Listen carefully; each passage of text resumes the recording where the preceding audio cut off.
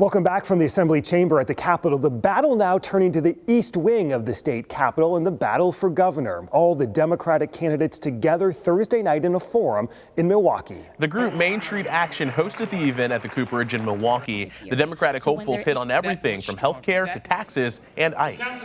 Agents should be easily identifiable.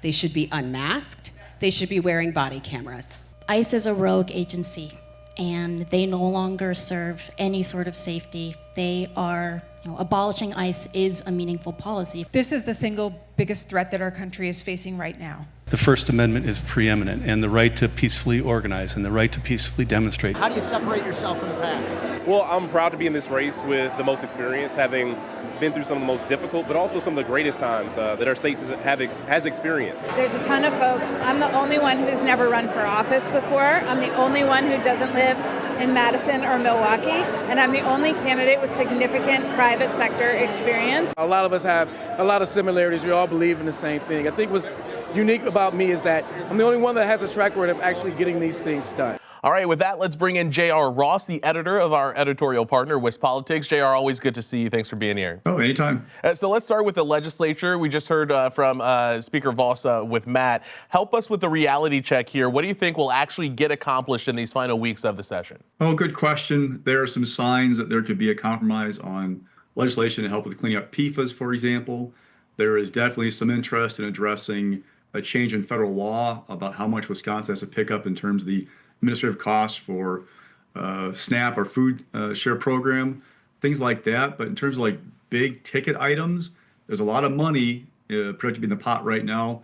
They upped the projected surplus by like 1.5 billion to like, so that's good news financially for Wisconsin, but spending that money, probably not going to happen. Governor wants to accomplish a bunch of things before he leaves office.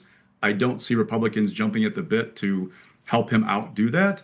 So it could be a quiet end of the session more than a big burst of energy and accomplishments. Yeah, some issues that we've heard kind of ramp up in these last few days and weeks include data centers and property taxes. You think any movement on any of those issues in this session? Property tax is unlikely.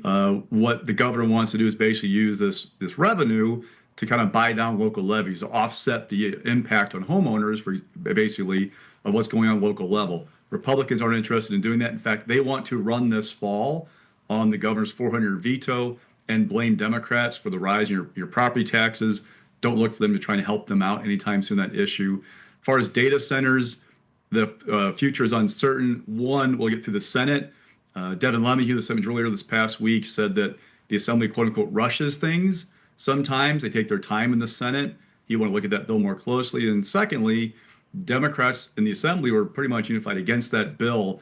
Don't look for Governor Evers to embrace a bill that Democrats in the legislature had a problem with. So there's a big question mark on that bill right now. J.R. Ross, editor of our editorial partner, WisPolitics. Always good to see you. Thank you. Anytime. All right, we'll be right back.